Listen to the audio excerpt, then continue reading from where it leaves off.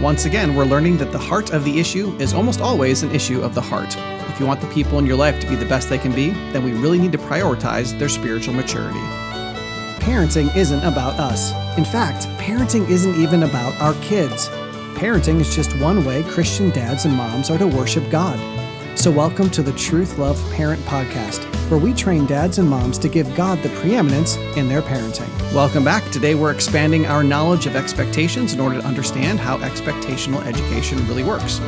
We have free episode notes, a transcript, and a whole bunch of related resources to help better understand this educational philosophy. But more importantly, help those you lead, whether they be your children or disciples or students or employees, to achieve their best to the glory of God. Last time we looked at the universality of expectations, but today we're going to consider the individuality of expectations.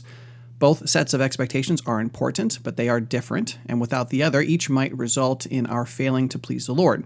But when they are embraced in tandem, we can thrive. So let's get started investigating the individualized approach. Last time we talked about how we needed to observe the forest as a whole in order to get a right understanding of what a tree is capable of becoming and doing. If the only tree we've ever seen is sickly and twisted or dying, we might assume that's what all trees are like. If the only tree we knew never bears fruit, we may assume that's just how it is for all of them. But when we see that the majority of trees in the forest and across the millennia are healthy and productive, we can understand that the tree in front of us, see it in a new light at least. When we observe that, under the right conditions, most trees are capable of fruiting 80 and 100-fold, we begin to realize that the unproductive tree in front of us was created to actually bear fruit. Now, instead of encouraging the lone tree to continue being what it has always been, we can help it be more. But will this tree ever bear 80 or 100-fold?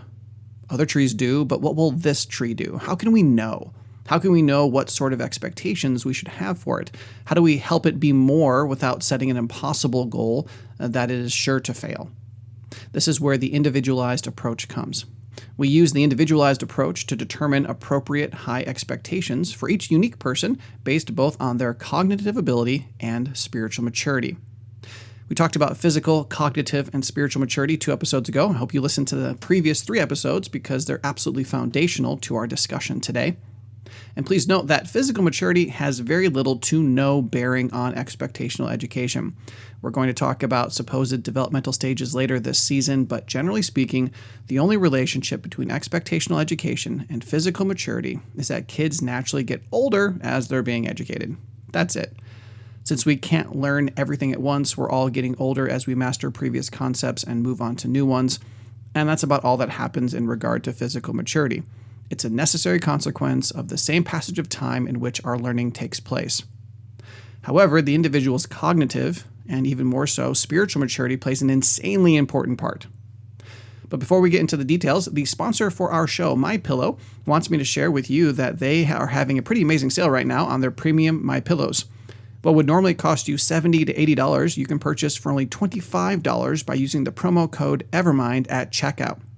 But that's not the only deal going on right now. You should go to mypillow.com/Evermind and see all the great discounts being offered. Just make sure that your Evermind promo code has been entered when it comes time to check out. I've been thoroughly enjoying my MyPillow 2.0, and my son has been loving his premium MyPillow. Who knows, it may be time for you to get a new pillow, so why not take advantage of this amazing offer? Okay, now let's consider how cognitive ability and spiritual maturity factor into the individualized approach. One's cognitive ability can and should be assessed using traditional means of measuring retention and recall, systemization, and problem solving. As I've already acknowledged, though we don't understand exactly how it works, it appears as though people have varying degrees of brain capacity, or more likely, recall power. The easiest example is a person who is legitimately on the autism spectrum because of a genuine physical developmental issue. Many of these people, precious though they are, have shown that they appear to not be able to process and recall information with the same speed or finesse.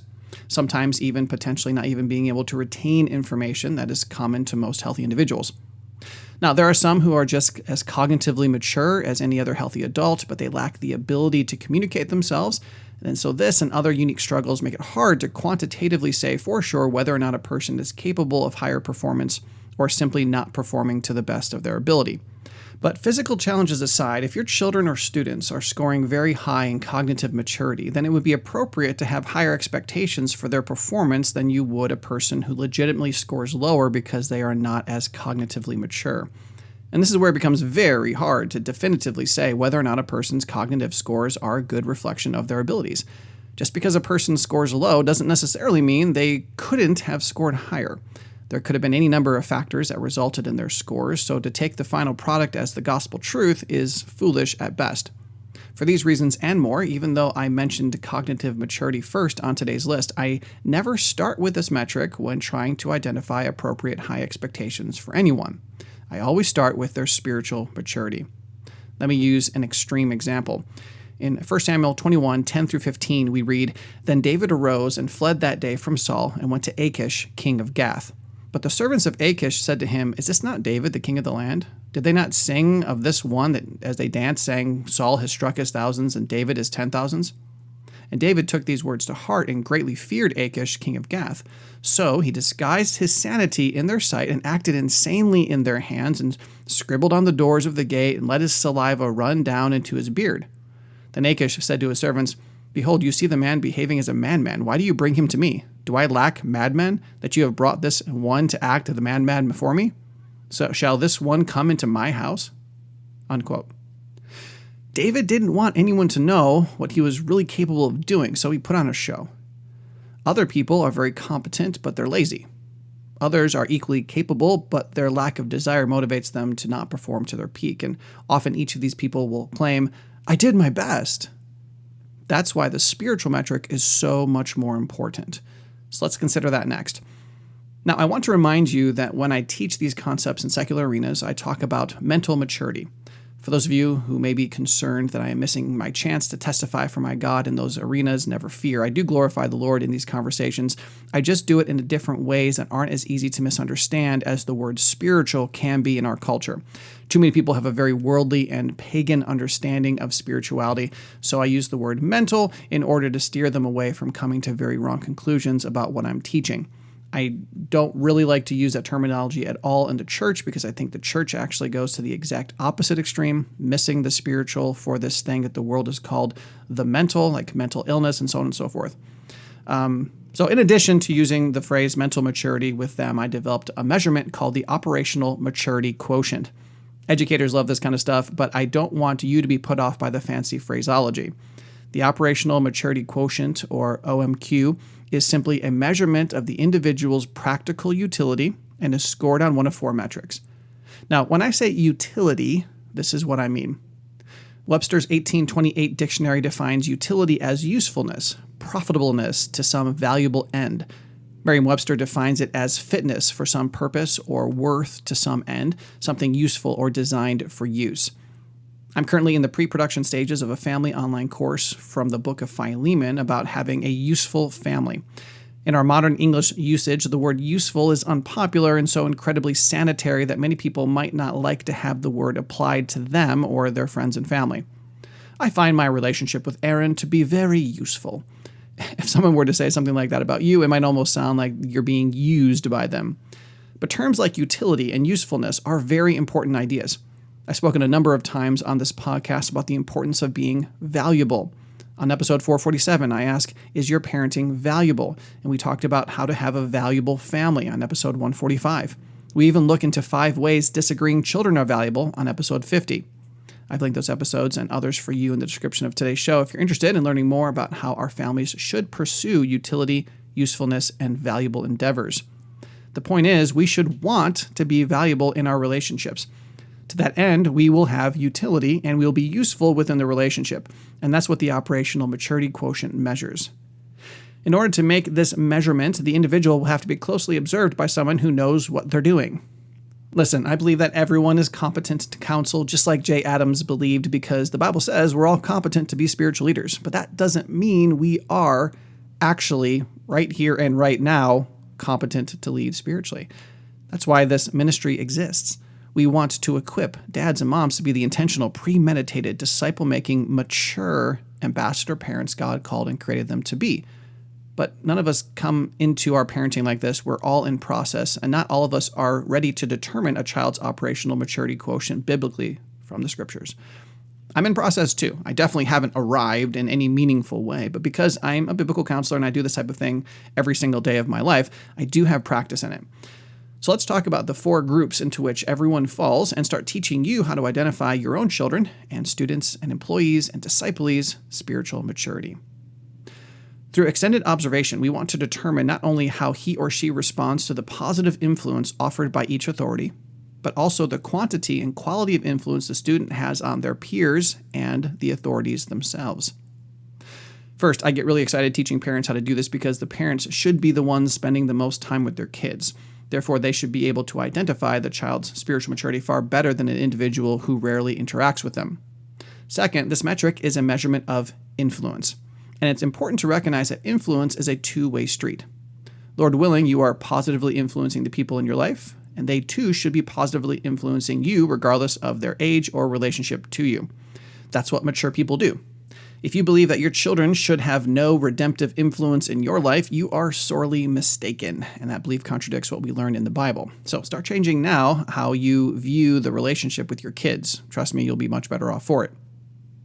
Now, I rarely quote people on this show, other than God, that is, but I really thought this quote from Jordan Peterson was very insightful. Now, I don't know his relationship with God. I kind of doubt he's born again. I'm not God, I don't know. But Jordan Peterson does get a lot wrong when it comes to the Bible. Do not listen to what he says about the scriptures. However, in regard to education, by God's common grace, he gets a ton right. So here's what he said that I liked so much. Conscientiousness is an excellent predictor of academic performance. Merriam-Webster defines conscientious as meticulous and careful. But more than that, it goes on to say governed by or conforming to the dictates of conscience. Webster's 1828 says influenced by conscience, governed by a strict regard to the dictates of conscience, or by the known or supposed rules of right and wrong. If we're thinking about this biblically, then we know that the conscience is a gift from God that needs to be tuned to God's standard for behavior, his definitions of right and wrong. Therefore, if Jordan Peterson is correct and conscientiousness is an excellent predictor of academic performance, then we could say that, biblically speaking, spiritual maturity is an excellent predictor of academic performance. And that's exactly what the operational maturity quotient attempts to reveal. So let's look at each of the 4 groups. The first is the group we should want to be in, and of course, where we want our kids to land. Number 1, influential operational maturity, or simply influential maturity. This means that the student not only consistently benefits from the positive influence of her authority, but she also consistently benefits her peers and authorities in return. Now, we get into a lot of trouble when we only consider the effect our influence is having on the children. We miss key observations about their spirituality when we don't carefully consider the influence they're having on us and the other people around them. So what does this two-way influence look like? Academically speaking, when you teach the child, he benefits from the teaching. That's the easy one. But these individuals also benefit you, the teacher, in their interactions with you. They may ask a challenging question or present a valuable point of view. They add to the experience in the classroom, and to that degree, they're also benefiting the other students. Quite often, the students with the highest grades fall into one of 2 categories. The first is the student who is more antisocial. Everyone knows they're smart, but they don't have a lot of friends, or worse, they have a lot of enemies. But then there are the bright stars that are not only really smart, but they're also so kind and well-liked. This is the category we're talking about here. These are the people who become, student president and the most popular ones and so on and so forth. Relationally speaking, the student benefits from the relationship they have with you, and they too invest in the beneficial relationship with you. There's a mutual appreciation and respect. They're obedient and helpful in class, and they have a positive influence on the other students. They're well-liked, and they interact well. Of course, there are examples I could give from the home setting or ministry or business or any other relational dynamic, but this is as far as we can go for this podcast. But if you invite me to speak at your event, I can not only deal with these topics in more detail, I can also do one-on-one coaching. Check out AMBrewster.com or the Evermind app to learn more. Okay, so if the individual in question has influential maturity, then I can double down on identifying their cognitive maturity in order to formulate what their appropriate high expectations are. But what about the kids who are really sweet and kind, but who don't benefit as much from the authority's influence? Number 2, polite maturity. This refers to someone who, though the student does not consistently benefit from the positive influence of his authority, he does consistently benefit his peers and authorities. These kids seem to have the relational qualities down, but they appear to lack the requisite marks to excel in their education. What do we do with these young people? Well, this is where analyzing their cognitive maturity can be helpful. Are they genuinely not capable of performing at certain levels, or have they never learned how to learn well? Are there certain subjects that are harder for them than others, or do they simply not like the subject in which they underperform? The question we're trying to identify is the why behind the what. Sure, the grades are low, but why are they low? This is the question that very few people ever want to ask. They say, oh, look, it's low. They're not capable. Throw them into a different grade or a different expectation level. No, but why are they low? That's a really important question to ask. Okay, so hold on to your hats. Here I go again, being really outside of the box. I have taught thousands of people across various subjects, ages, skill sets, and the like, and I can say that nearly every person I've taught had the ability to be just as good as the majority of people in the room. Listen, I believe in the bell curve. What's strange is that the modern classrooms would have us believe that grade dispersion is more like a precipitous mountain than it is a bell. The majority of students are doing very poorly. A much smaller number is doing what used to be considered average, and the infinitesimal minority, if there is one, is doing really well. My point is, a politely mature individual who seems really nice but who doesn't benefit from the positive influences in his life is spiritually less mature, most of the time. Now, I'm not saying that, again, all spiritually mature people are natural geniuses, but they can be learned geniuses. So, barring an actual biological impediment, which will manifest itself in more than just grades, if a person is performing poorly, we have to at least consider that they're not as spiritually mature as they could be. So yes, I would run cognitive tests on this person simply to rule out legitimate biological problems. But I would recognize the biggest benefit I could have on this young person would be to help her understand that her creator has created her to be something. I would take her through the learning to learn material. I would challenge her to change her perspective on education. And here's the thing. Anytime I meet a student who seems to be a polite, mature student in class, they're well liked, but they're not a good student, I always find, always, significant and stark areas of spiritual immaturity in other areas of their life. And when those are addressed, oftentimes it has a huge impact on who they are as a person, and therefore they start learning better. Now, again, I don't have the time. I fear this episode will already be longer than I was planning, but I have successfully done exactly what I'm describing with hundreds of people. They came to me as really nice people who underperformed in their learning, and by the grace of God, I focus first on who God is, who they are, and what that means for them today. And then over time, as those people submitted to God's appropriate high expectations for their character, we also saw a requisite rise in their academic performance, their job performance, relationships, and everything else their lives touched. But we must push on. Number 3, antagonistic maturity refers to people who consistently benefit from the positive influence of their authority, but they also consistently harm their peers and or authorities alike.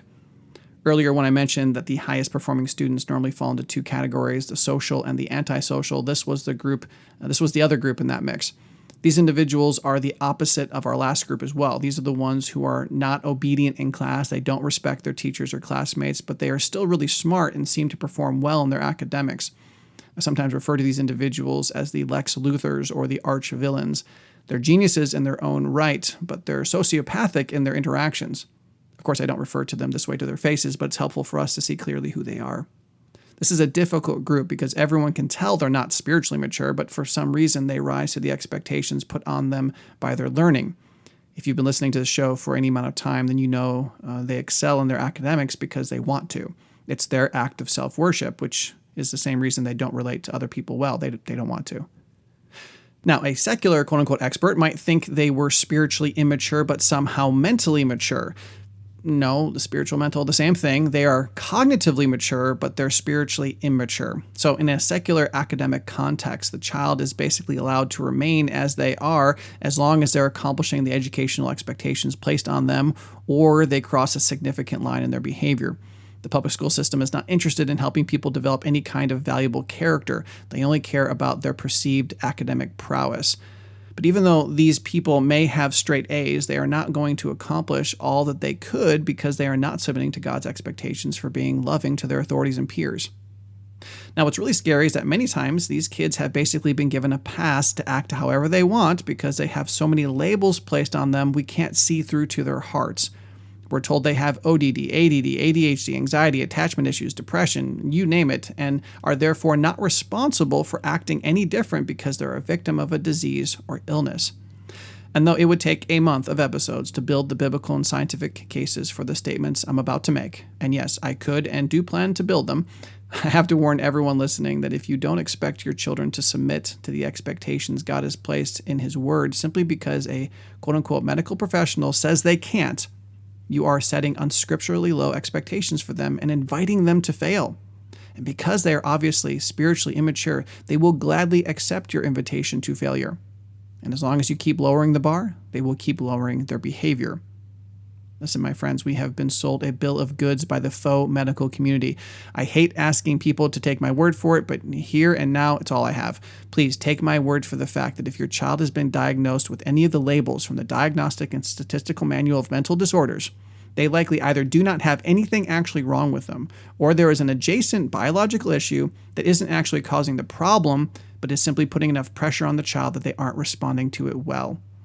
And even though right now I'm asking you to take my word for it, that doesn't mean I'm just making this up and don't have any solid argumentation for it. I do. The research is there. The proof is there. It's in the scriptures. It's in the science, and I'd love to share it with you. And I do look forward to the day that we can have a whole season set aside to this concept of the Christian and mental illness.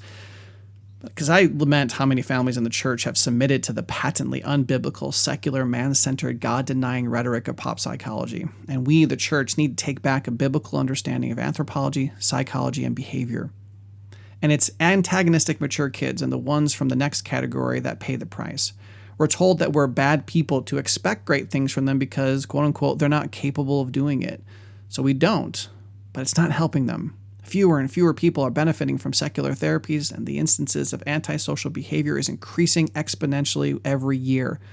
We need to get back to calling sin sin and dealing with it biblically. I need to really get off this soapbox. I may have already said too much and yet not enough. So listen carefully when I say that I never want to call something a sin that God doesn't call a sin.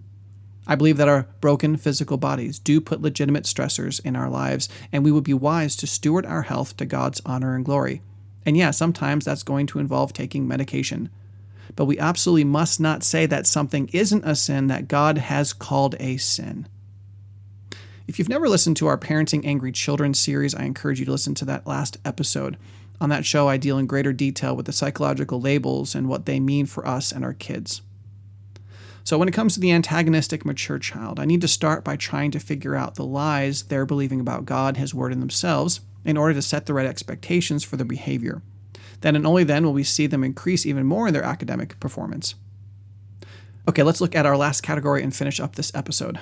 Number 4, destructive maturity refers to students who consistently reject the positive influence of their authority, and they also consistently harm their peers and authorities. These are what the world would call bad students. They have very poor academic performance, and on top of that, harmful relationships. And it's not just at school, they're this way at home as well. That's not to say that birds of a feather don't flock together and get along pretty well when they do, but even in those contexts, the relationships aren't really valuable because they've created an echo chamber of unbiblical thinking. You can check out our series on Friends to learn more about that. Now, when it comes to the polite, antagonistic, and destructive individuals, you can have appropriate high expectations for them, but the chances they will meet those expectations is very low because they're not spiritually mature enough to do it. Even when they're cognitively capable, like the antagonistic students are, they're still not going to live up to the relational expectations without maturing spiritually. So what is one to do? Maybe as you've been listening, you've already identified the level of maturity in your kids, disciplees, students, congregation, employees, or volunteers. What now? Well, remember, we're only dealing with the foundational concepts necessary to appreciate and start implementing expectational education. The focus of today's episode is that once I understand the appropriate high expectations that most people should be able to achieve, I now need to identify the maturity of the individual to see what he or she personally needs to be able to achieve the appropriate high expectations. Some kids will need to grow in their relational maturity, some will need to embrace a different academic paradigm, and it's when we identify and start addressing the student's spiritual maturity that we will be able to accurately identify the right expectations for their learning. And some of you are probably thinking, but wait, what's the difference between academic learning and behavioral learning? Aren't they both just learning? Don't they both require appropriate high expectations? And that would be a correct observation. The issue is that we rarely have success cranking up the academic expectations with someone who is spiritually immature. This means that once again, we're learning that the heart of the issue is almost always an issue of the heart. If you want the people in your life to be the best that they can be, then we really need to prioritize their spiritual maturity. Allow me to give you a personal example and we'll close. Both of my children can be fantastic students, and the only thing that has ever held them back was unbiblical attitudes, sinful choices, and immature modes of thinking. So many times my homeschooling had more to do with parenting into Christ-likeness than it did math, science, history, or English. And when we would get through the meltdown or defiance or immature roadblocks and came out on the other side with a renewed understanding of God, ourselves, and His expectations for our lives, my children always performed very well on the task which they had previously thought was impossible or too hard. After understanding what all trees are capable of, we need to look carefully at the individual trees in our care and identify why they're struggling. Maybe they are immature in how they relate to people, and maybe they're immature in how they approach learning, or maybe it's both. From there, we need to get more specific in addressing the wrong beliefs at the root of their harmful behavior. Remember what we learned in the Mirrors Christianity series. You do what you do, say what you say, and feel what you feel because you want what you want. And you want what you want because you believe what you believe about God, His Word, and yourself. Everything in life, including our academics, comes back to what we believe about God. Please share this episode on your favorite social media outlets because all Christian parents should want to help their children do the best to the glory of God. And if you'd like some personalized assistance in determining your child's level of spiritual maturity or helping them mature into the influential mature category, please email counselor@Truth.Love.Parent.com or call 828-423-0894 and make sure you leave a voicemail. Next week is the last episode in this introduction to expectational education. We're going to discuss the moment we're all hoping to achieve with those under our care. We're going to briefly introduce other important wheels and cogs in expectational education. And I'm going to share with you my favorite test cases from the decades that I've been putting expectational education into practice in my classroom, church, counseling room, and home. I'll see you then. Truth.Love.Parent is part of the Evermind Ministries family and is dedicated to helping you worship God through your parenting. So join us next time as we study God's Word to learn how to parent our children for life and godliness. And remember that TLP is a listener-supported ministry. You can visit truth.loveparent.com/donate to learn more.